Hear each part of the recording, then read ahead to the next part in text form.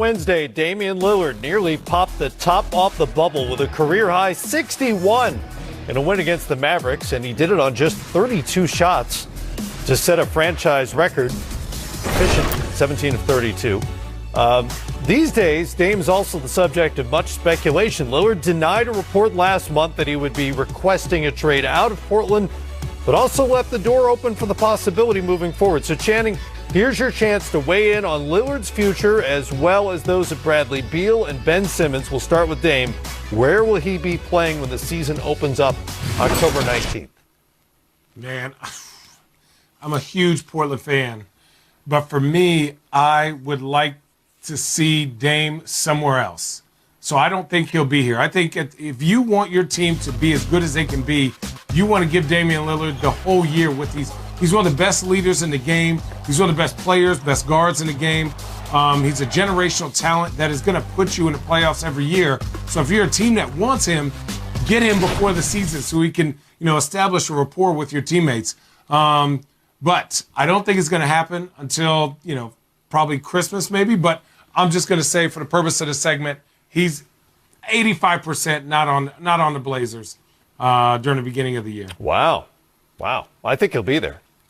I don't know. I think they'll try to figure out. I just look at this roster. You look at that roster, and I'm not saying that not individually those players are really good. I like Norman Powell. I like C.J. McCollum. I like Nurkic.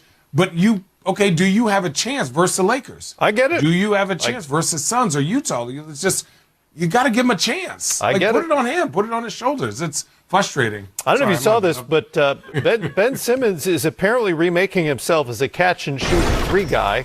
I love summer, I'm tired of summer these. workout video. It's the best, right? It's the best. You know what? Summer workout video. It's all possible. All right.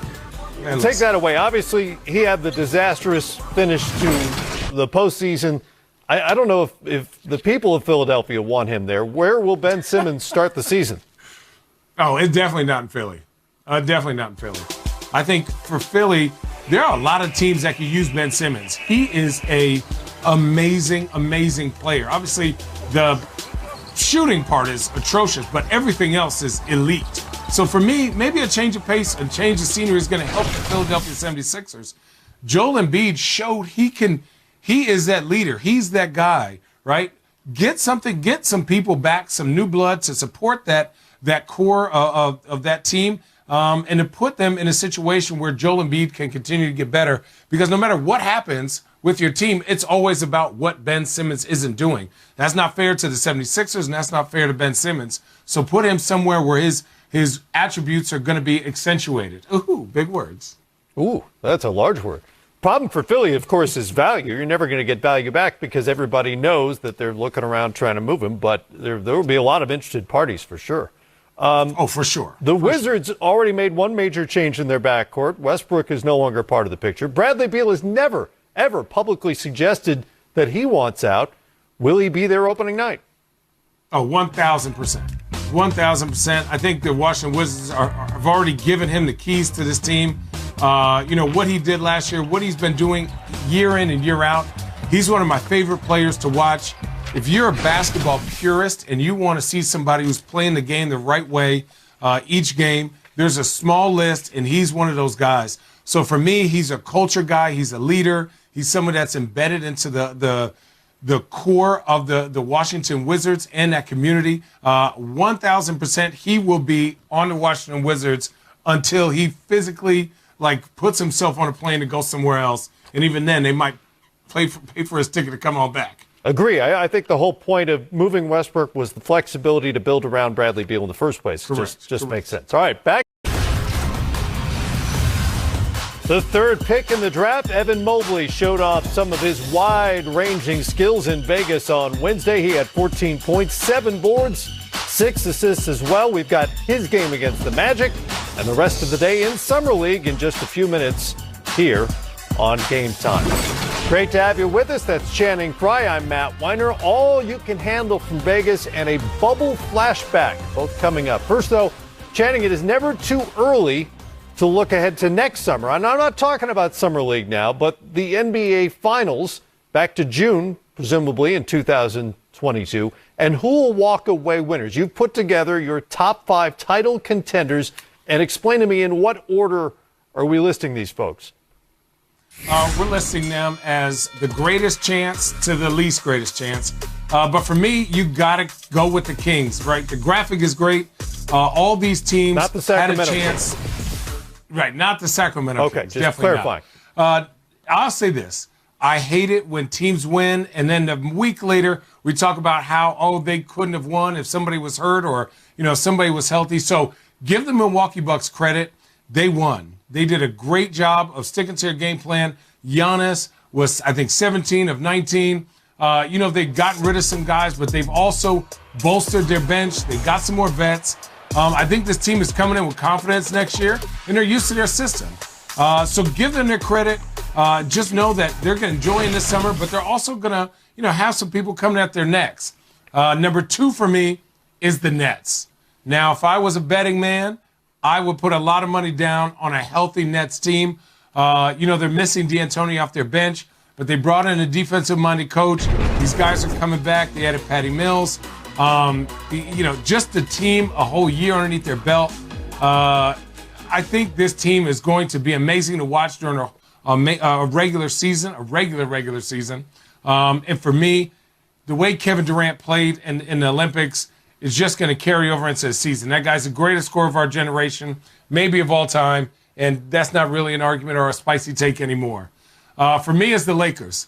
The Lakers said, give me all the vets. If you don't got 16 years underneath your belt, we don't want you. But it's going to be exciting to watch them. It's going to be exciting to see what Bron and Westbrook and Carmelo Anthony, their team is just built of guys that can win.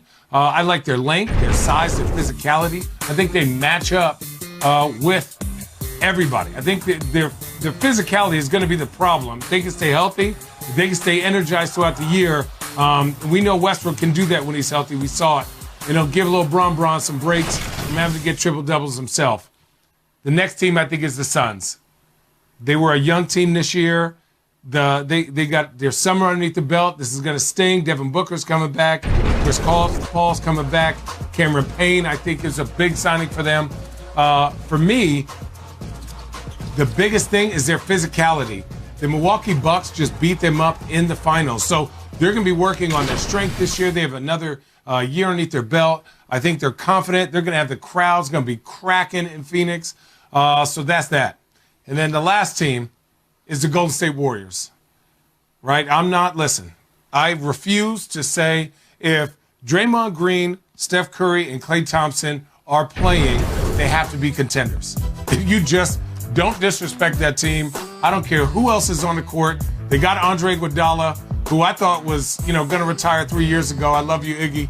But listen, they're going to be good. Their confidence is there. They are coming off of a very long summer, rested summer. Klay's in the car kicking it with his dog. Steph Curry is in Vegas. Draymond played out of his mind for the Olympics. I thought he was the second best player on the team and what he did in affecting wins. So those are my top 5 teams for next year. And then after that, it's kind of just, those young, scary teams, the Hawks, the Knicks. I thought, obviously the Clippers, Utah. Those are the teams that are the second-tier teams, but still going to be very dangerous during the regular season. I have so many questions now, but I'm limited by time to just one. I wanted to check in and see why Klay and his dog have anything to do with them contending in the West. But my question really is about the Lakers. It's all a vibe. It's all a vibe. Bigger concern for you with the Lakers, their age, because they're old, or the fit with Russell Westbrook, which is always the question wherever he lands. No. I think age is the thing. But for me, knowing how Braun plays out a season, knowing Westbrook, if you can have, Melo coming off the bench, you have Dwight Howard to back up or play to 5 with, Anthony Davis, I think they're going to portion out their year and play it correctly. I think for me, the biggest thing is not having Braun play 82 games, maybe in the 65 to 75 range would be nice. And just, they're not going to have to play this fast-paced style of game. If you look at his team, this is a half-court, get steals. Defensively, this is a very nasty team. And it's going to cause havoc once they lock in. Yep, absolutely. They should be a defensive juggernaut. Still questions Oh. about floor spacing for me, but you know what? We'll find out, and they can address that. Everybody goes after shooters during the season, right? That's what they do. Somebody's going to come. Two of those